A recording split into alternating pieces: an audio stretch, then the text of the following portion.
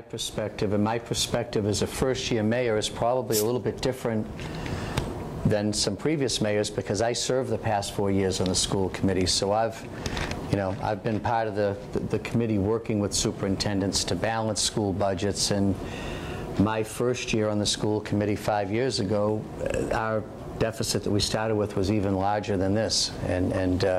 So I understand very clearly what the potential ramifications are of a budget shortfall and how tough some of the decisions are to get a budget balanced.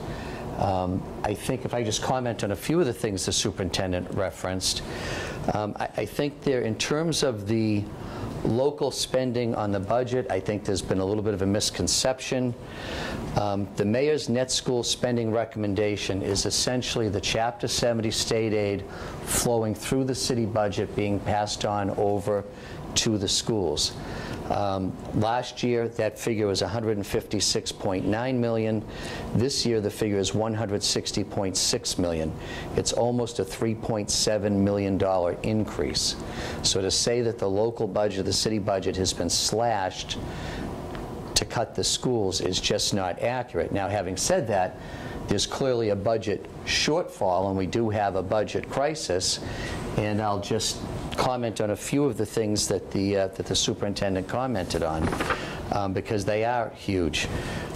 Title I is down about $2 million. That's federal grant money that's been coming into the schools. That's funds that are lost from the federal government. We had Race to the Top funding the last, was it, Aldo, 3 years on Race to the Top? Or 4 years. 2002. Last 4 years on we had Race to the Top funding that ran out last year. That's a loss of about $1.5 million to the school district. There are labor costs that go up each year. The automatic step raises built into the union contract cost about $1 million this year. That's another $1 million we have to come up with to keep the same number of folks working. Health insurance continues to go up each year.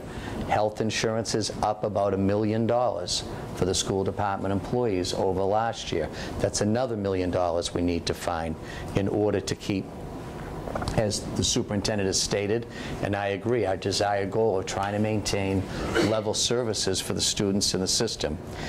And then really, in terms of the state funding, I think that there are a couple things that are fundamentally unfair and hurt the city of Brockton in terms of how the state calculates the Chapter 70 aid we're going to receive. Superintendent Smith mentioned one of them, our increasing enrollment. Brockton is one of the fastest growing school districts in the entire state. 3 years in a row, we've had a net increase of about 450 students per year. Think about the impact of that. That's basically an elementary school full of students gain that we did not have the year before for 3 consecutive years. Now, the way that the state funds us on Chapter 70 is the census is taken on October 1st. However many students we have on October 1st, that determines how the aid will be calculated. For next year, not for this year, for next year. That means that those 450 new students that we have this year, we're funding the cost of their education that first year with no reimbursement from the state whatsoever. And we've been absorbing those costs over the last few years, and with now 3 consecutive years of that kind of growth, the burden gets larger. Now you take it a step further. What about students that come in after October 1st? We're a gateway city. New students are coming into our system every day. This is not like in a lot of the suburbs where, you know, families usually move during the summer because that's convenient and that sort of thing. We have new kids coming into our system every day. After October 1st to the end of the school year, we'll take close to 300 additional new students. We take them on day one. We're funding them for the rest of this year and all of next year because they won't even count until next October's census, and we won't get any reimbursement for them until the year after that. So now we have this additional block of students that it's going to be 1.5 to 2 years that we've been educating these students without getting dime one in Chapter 70 reimbursement from the state. So most school districts around the state have level enrollments, or they're actually declining a little. It's only the gateway cities, the 6 or 8 gateway cities, that have these dramatically increasing enrollments, and Brockton's at the top of that list. Now, Aldo's the figures guy, but I played with the numbers just a little bit, and if we assumed we're picking up the cost of 450 students for 1 year and 300 students for 2 years that would carry over for a second year, that's a budget impact in the area of about $9 million that we're not getting from the state. So I think one of the things we've spoken to the legislators about is that we need this burden that we're carrying and a handful of cities are carrying to be recognized, and some additional money has to be funded to help school districts like Brockton carry the cost of educating students until the Chapter 70 money begins to come in.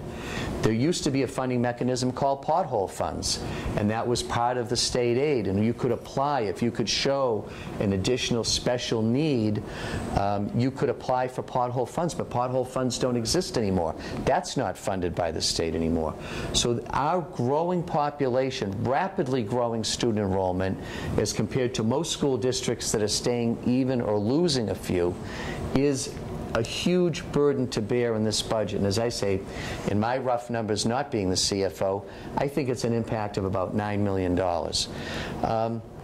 And finally, I think we do have to talk about the impact that Brockton carries a burden of carrying a large percentage of homeless students and all the expenses that come with that.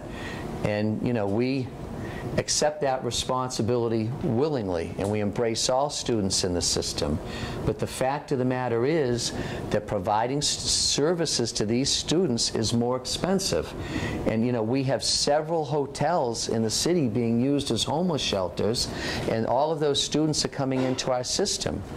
And then with McKinney-Vento, eventually, when these families get back into a permanent home, most of the time someplace outside of Brockton, under the law, if those students elect to continue their education in Brockton, we are obligated to pay for their transportation from wherever they've relocated to back and forth to Brockton. So if that family lands in Taunton or Fall River or New Bedford or wherever they may end up, we are now obligated to every day provide bus transportation or shuttle transportation for those students to continue to attend schools here. It's another underfunded mandate. We do get some reimbursement, but the reimbursement does not cover the actual cost. So I just think it's important to take a look at, we've got half a dozen major factors that are converging on our budget from various directions all at once. So in terms, on the city side, have we slashed or cut the local funding to the schools? No, we haven't. But that doesn't change the fact that because of all these factors we mentioned, the superintendent predicted this year, and I'm going to use round numbers for a minute because again, I'm not the financial analyst.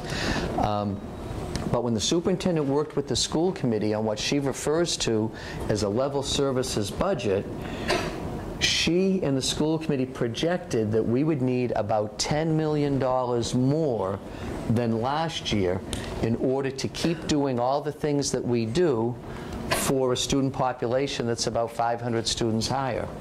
So getting an increase of $4 million when you need $10 million leaves you $6 million short.